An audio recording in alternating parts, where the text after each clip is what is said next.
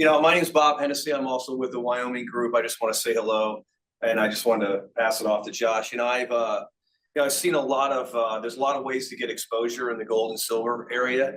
Obviously you can buy an ETF, you can invest in gold directly, you go to a pawn shop, jewelry. But what Josh has put together structurally wise, on the ownership of gold, there's a lot more advantages to owning gold the way that Josh has set up his organization. He's going to go through that, but I thought I'd just throw that out there, and thank you, Marty, for everything. Yeah, you got about 25 minutes. Bob's one of my favorite guys out of Southern California.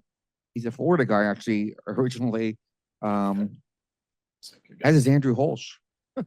Small world. Yeah, that's what we're everywhere. So anyway, Josh, take it away. Yeah, as mentioned, Josh Phair. I originally got into the precious metals space. I got one of the odd people that got a degree in risk management. Wanted to go into the .com era, and then the .com era blew up, and then 9/11 happened, and I switched my major risk management. When I was 26 years old, I worked for a company called Willis Towers Watson, and I ended up running the national mining practice. So I handled some of the insurance for some of the largest copper, gold, and silver miners in the world. Anything from directors and officers insurance to trade credit, political risk. Fell in love with the metal space. And then 2008 had an idea. Again, I think we can look back and say 9/11 changed the way businesses transacted all around the world, and had an idea to create a brand within the precious metals space, and started what's now known as Scottsdale Mint in 2008. Scottsdale Mint today manufactures and mints legal tender gold and silver coins for more than 20 foreign central banks and governments.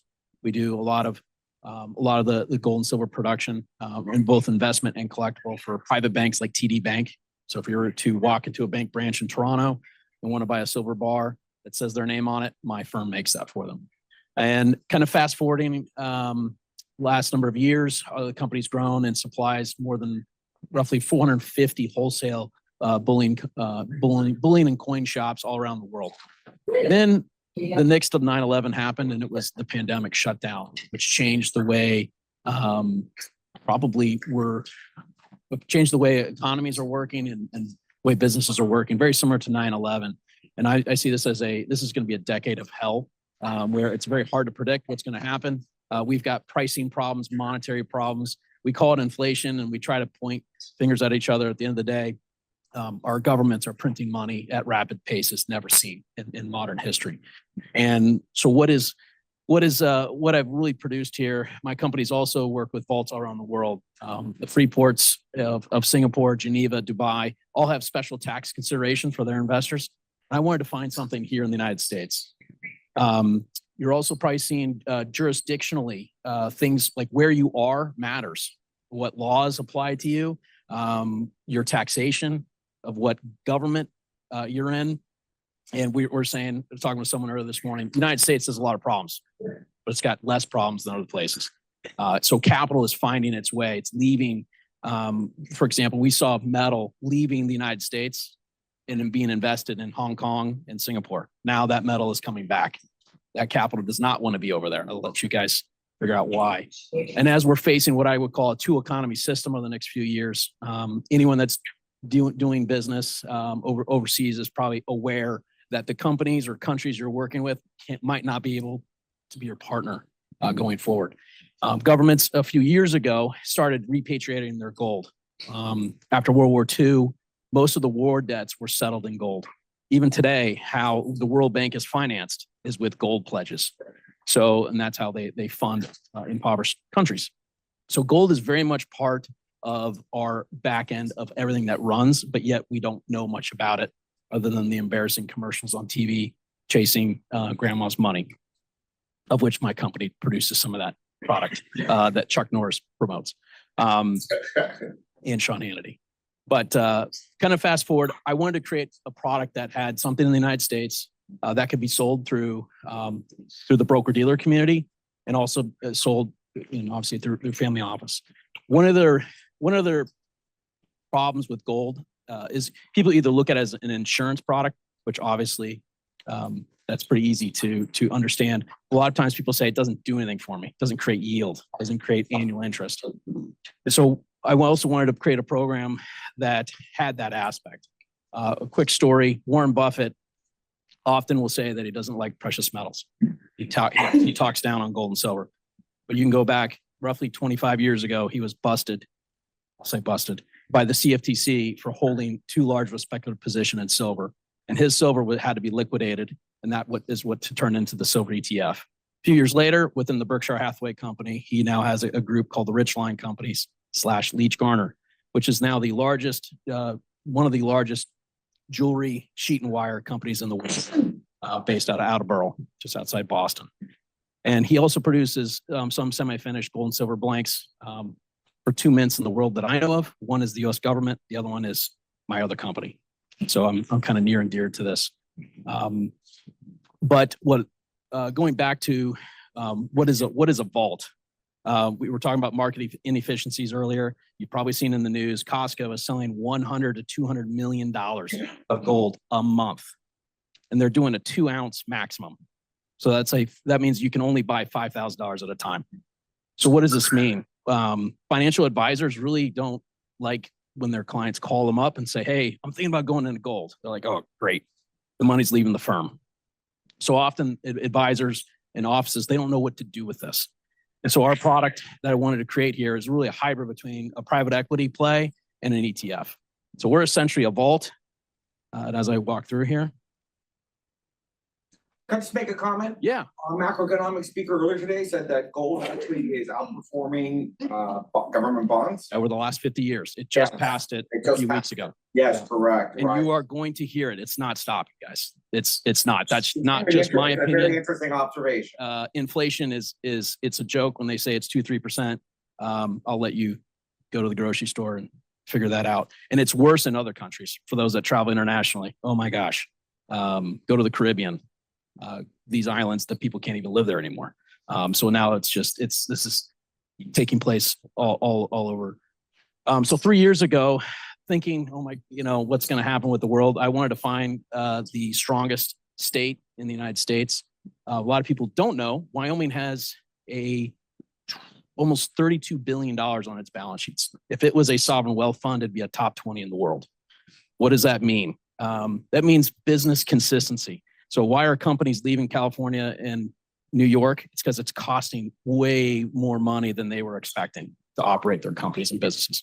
So there's still great applications to being in different places. But really, Wyoming is ranked the #1 sound money. Again, it has problems, but it has less problems. But it's another place. It doesn't have corporate tax, no personal income tax. It is essentially the Cayman Islands, and those in the trust industry. I think it just passed Nevada as the largest trust state in the United States. If you don't know where Wyoming is, here's a little map. I often get questions, where is it? Casper is about 4 hours north of Denver, and we're on Yellowstone Highway. It'll take you right into Jackson. This is the facility. Let me just mention the fund is not a real estate play. This is the facility that's currently under construction. It's in operation right now. We'll do the beautification later. This is being funded by my other company solely. This is what it's gonna look like. So the Scottsdale Mint is there manufacturing as we speak. Roughly about 40 people are there. We're still in Arizona as well. And the reserve is now operating its vault here.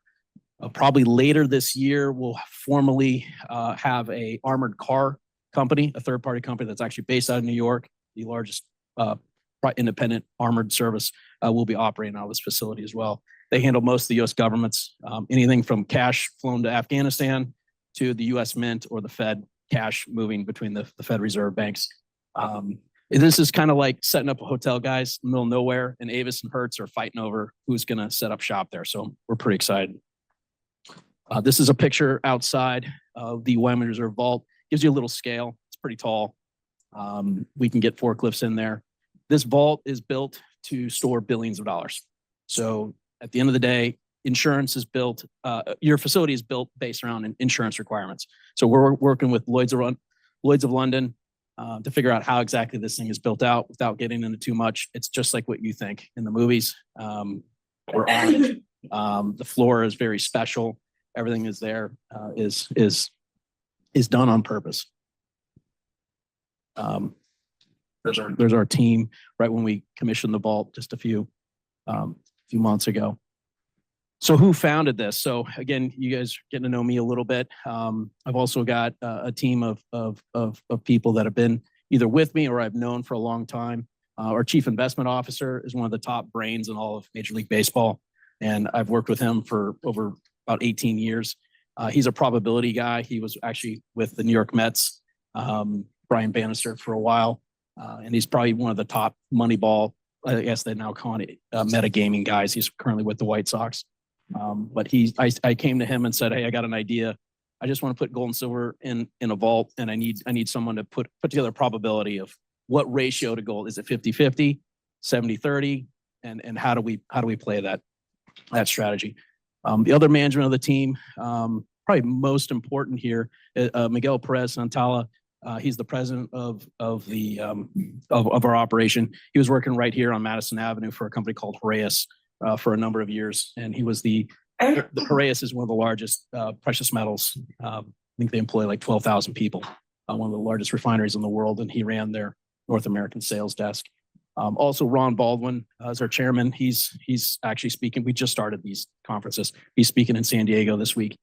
He raised about 15 years ago. He personally raised $350 million and started a bank and took it public on the NASDAQ. He's also part of our team, and I'll get into that. So again, if you forget everything I'm saying today, we're a vault. We've got tax advantages, and our balance sheets are just precious metals. So what do we seek to do?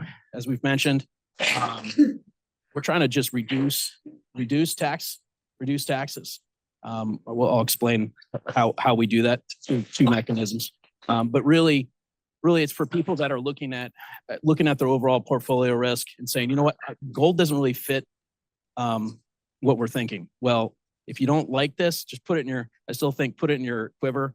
You might need to pull that arrow out later on. But we're also wanting just to create something that could do well during tough economic times. And my guess would be is you'll probably see banks probably starting to fall apart again after the election.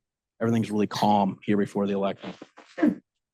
So do people buy gold because of banking Yeah, it's or because of the two. stock market that's Yeah, overpriced? so we hear inflation, that's one thing, but one of the biggest drivers is distrust of two industries. Number one, politicians, and number two, the financial sector. So when people can't trust, so everyone here knows what FDIC insurance is, but most people probably walking the street had no idea. Last year when Signature Bank, Silicon Valley Bank went out, everyone was freaking out going, how much do I have covered on my accounts? And everyone's splitting. And if you're a commercial company and you don't have an account with one of the big four banks that won't go bust, you should probably open one up. I'm a big local small bank guy, but you got to have, based on what Janet Yellen said in her testimony. So people go to this because of it's a distrust.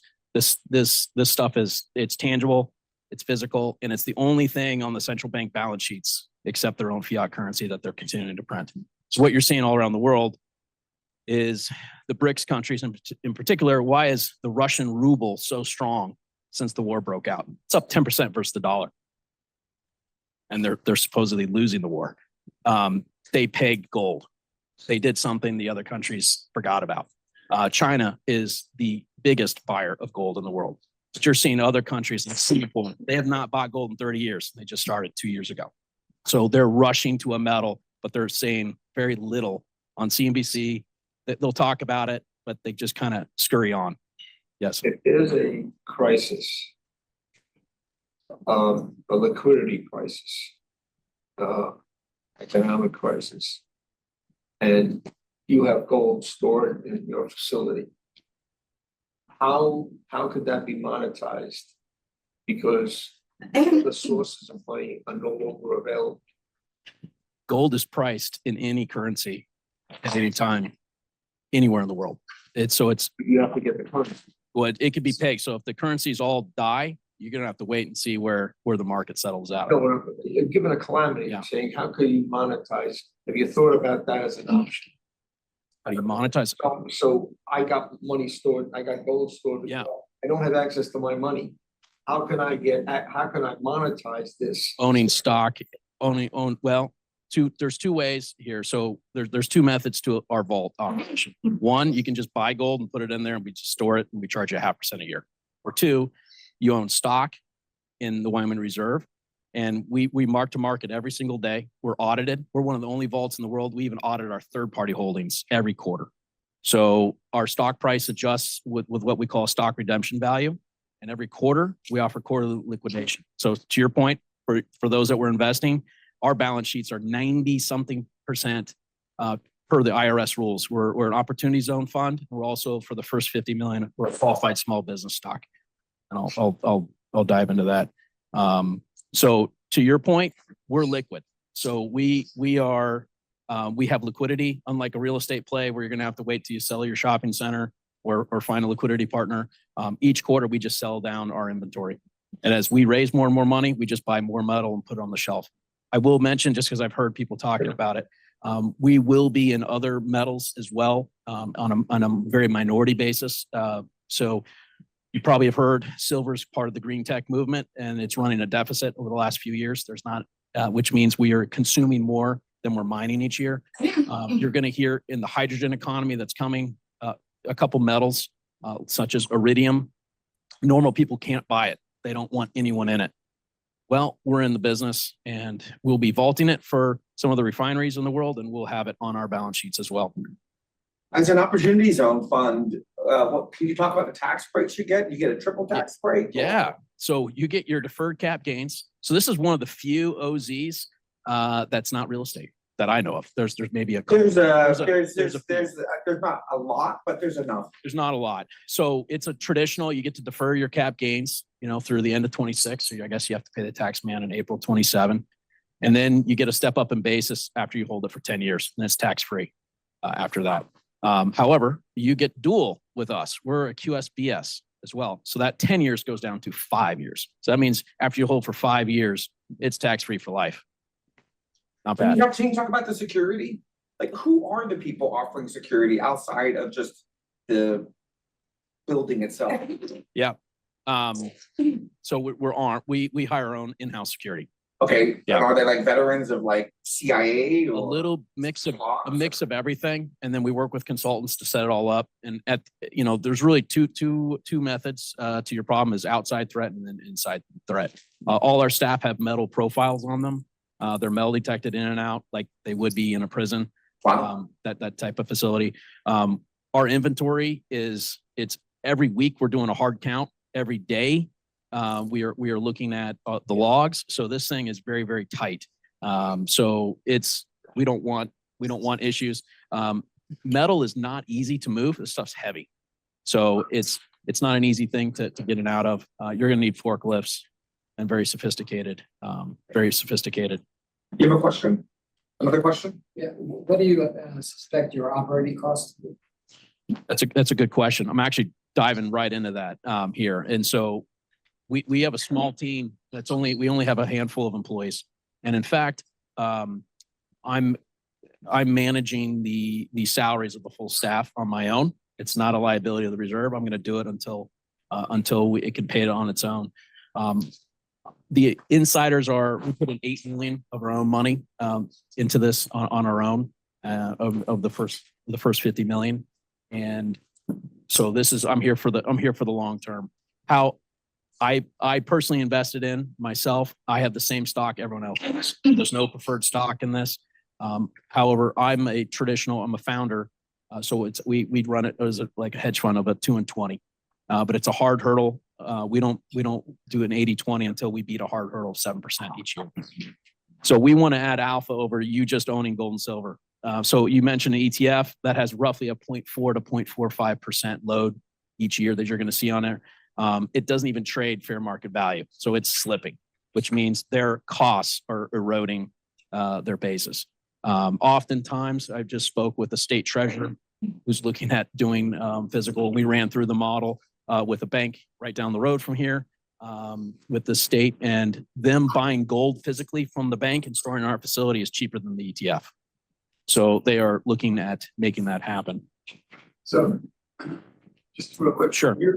Are you selling gold as well? We are. Yeah. So we're a trade desk. If we buy, let's say we're investing in Wyoming, that's an opportunity to on play. But if we're purchasing and we're storing the gold at the facility, That's a third party.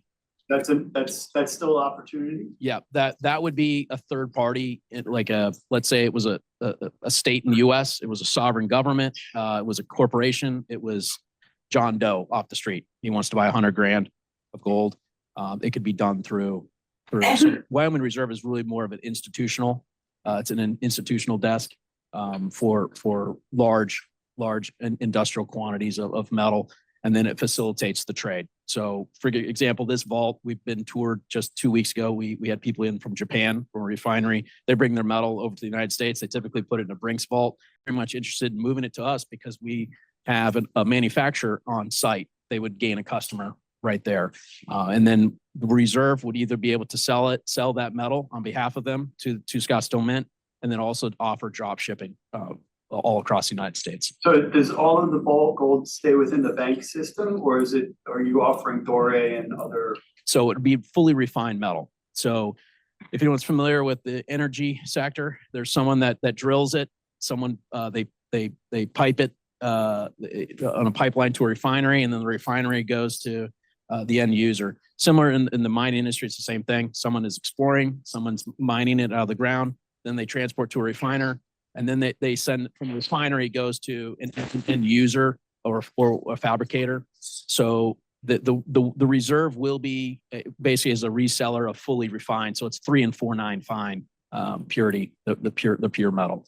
So it's either in grain or large bar format is what they're moving. Often people say, man, gold's pretty boring. Silver's pretty boring. Well, you can look at it last 5 years, and this is before, by the way, we've had a pretty good start to 2024. The last 50 years, it averages a blended rate of right around 7% a year. And the last 5 years, it's been over 10%, and it's up pretty nicely this year. I'm just going to guess, it's my personal take. My lawyers aren't here today. My personal take is you're going to see some really insane years up ahead. There's just no way about it. Not to go down the lane, but they're talking about a great reset in everything. The one thing they're not really talking about, the crux of everything, is the financial and monetary reset. And that's where at some point they're going to have to peg something, because it's essentially a Ponzi scheme of whose treasury debt is someone not going to buy. So it's in my view that we're going to have some amazing years in precious metals. This is the decade. It's market timing. I'm excited. I moved my family from Scottsdale. If anyone's been to Wyoming, it's beautiful, but not the same shopping for the wife. But I went there to raise my family. Which is lucky. Which is lucky. That's right. Touche.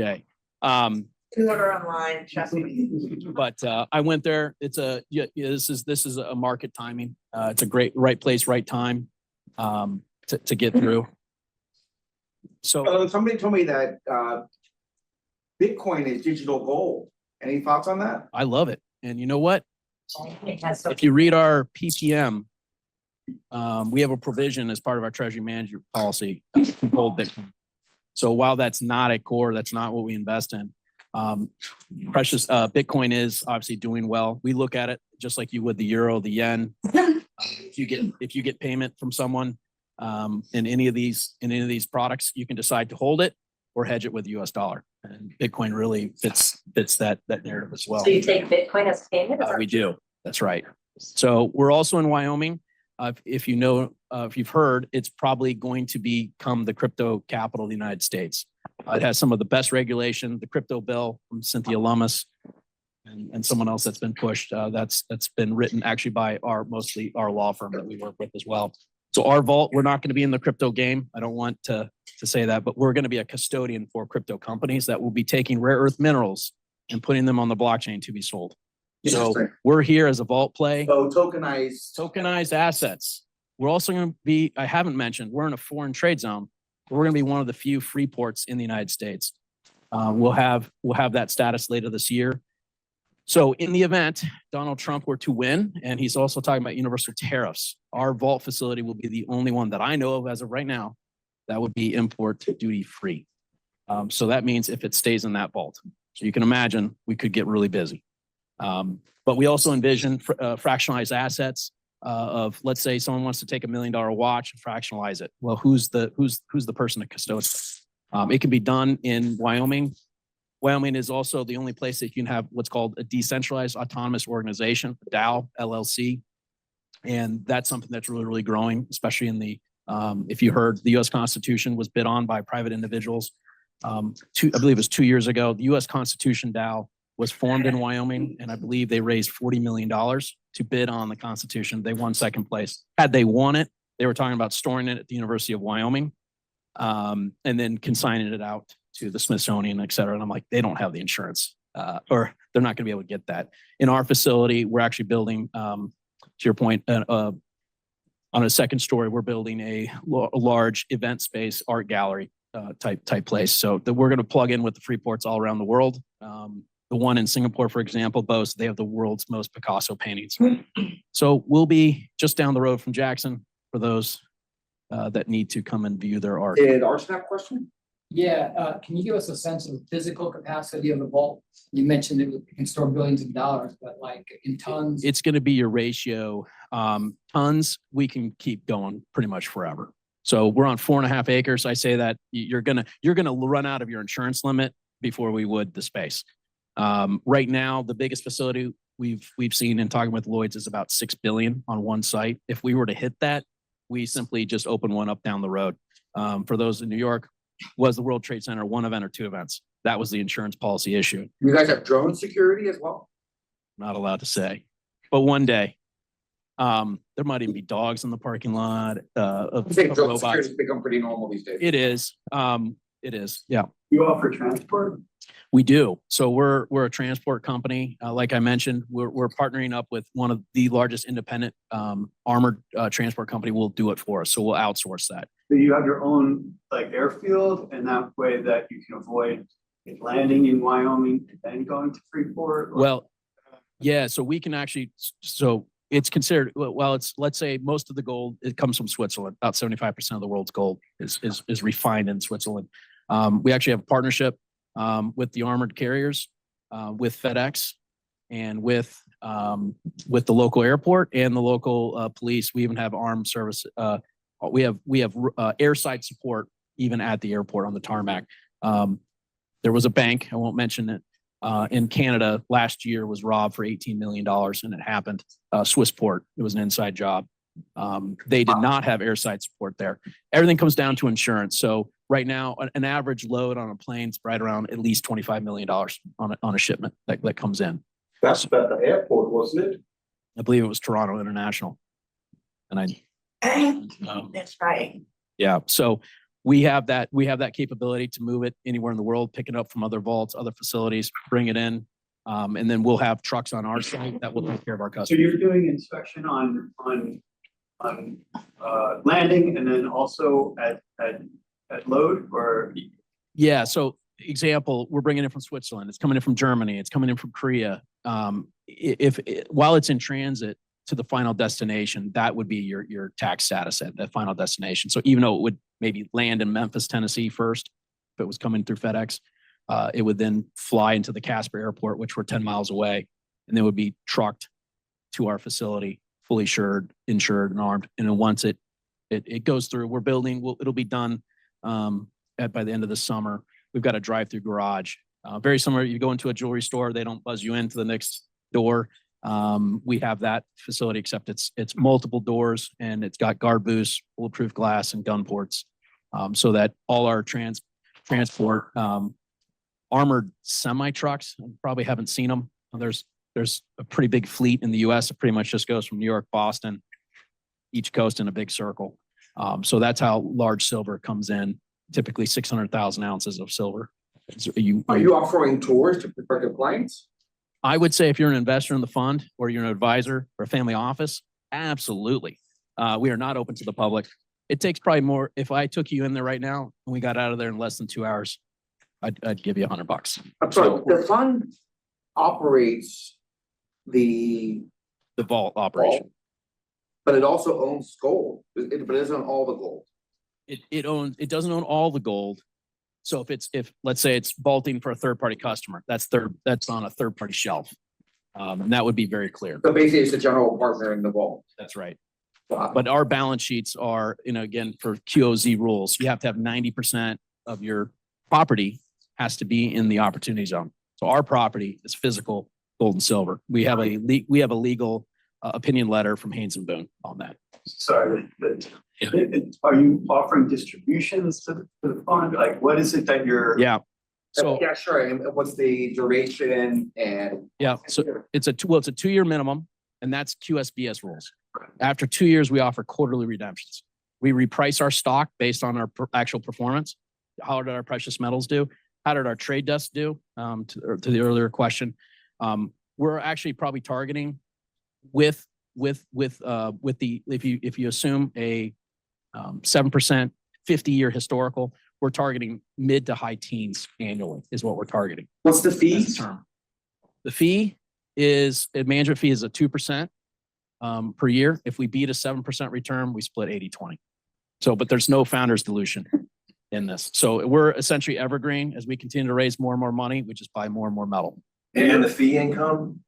And the fee income. So that goes to the company. So as you were talking about it, so third-party storage, we're basically a storage play. Instead of, if someone doesn't pay on a typical storage unit, you get their used furniture, we get their gold. So it's a typical storage play.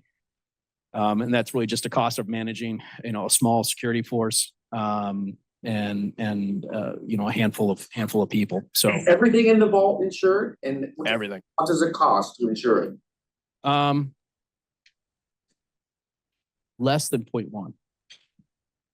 So About like 10 basis points, something like that? roughly, yeah. And again, a lot of your insurance rates, it's no different than here. Where do you live? Are you next to the ocean? What was your building consist of? Our vault's a class 3. Class 3 vault is the largest UL rating, the highest level that you can get. That entire facility isn't concrete. Even the ceiling is concrete. I was lucky enough to find that building that was built in 1980, and we've completely retrofitted it. So you could sell out. So these are some of the stacking tax advantages here. You get the deferral of cap gains. And even if you don't have a cap gain, you could still go in as the QSBS for this first round. And then it's basically tax-free after 5 years, all your gains. Maybe I missed it, but besides being an op zone, you also said there was an international. We're a foreign trade zone. So that has more to do with our customers. Great example would be someone mentioned Dore, working with a lot of people. If you've followed the semiconductor industry, often they have ownership in mines in the world, and they own a lot of the various metals that come out of the ground, let's say like Bolivia. But I can tell you, if you've got a lot of metal in Bolivia, good luck trying to finance that. So oftentimes they will bring that metal, that Dore, which is basically unfinished material. They want to bring it to a vault or a location to be audited and reviewed, and then they got to figure out where they want to send it. They don't know if it's going to go to Asia, the US, or Europe. Well, you don't want to pay taxes twice. So we're saying, hey, come to our vault. You get it in a good jurisdiction. It's bankable, it's auditable, and then if you need to send it on to Europe, we can do that, and you're not paying tax twice. So that's the extra benefit of the vault operation. How did you qualify as a foreign trade? Foreign trade zone was designated. There's probably a few here in New York. All across the United States, there's a few trade zones, and then it's just up to you to figure out how to apply.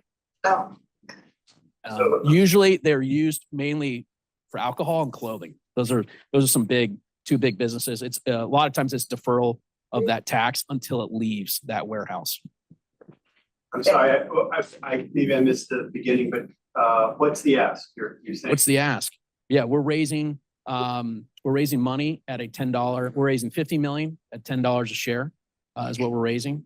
15 or 50? 50 is what we're currently raising. Let me see there. We'll go back here. This is a seed round or what? This is our first round, but we're already profitable year to date. We're up over $1 million net already year to date. And the facility is built, the Facility's already built. There's modifications continuing to happen, but not at the expense of the fund. So this is the offering. It's a total of, this was done when it was 7 million. Would there be a difference if this was a whole co versus a fund? Yeah, the reason we made this a C corp was all about tax advantages. So we were originally an LP with a general partner, which is typically how you would do a fund. We did 8 law firms, head of private equity at Haynes and Boone, and also one of the top private equity groups for Deloitte helped put this thing together. So it was pretty sophisticated. The way it is because there's no Wyoming state tax. You could have your clients cook in this thing for many, many years, and we would never have to pay a distribution until time of sale. So that's the kind of the metric. So while we are an OZ fund, we're a corporation, so we're an operating business. QOZ. Fantastic. And someone just asked, yeah, some of the other ways we make money.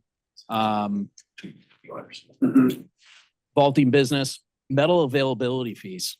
This is really slick because you guys are gonna be like, I had no idea banks did this. You're familiar with car dealerships.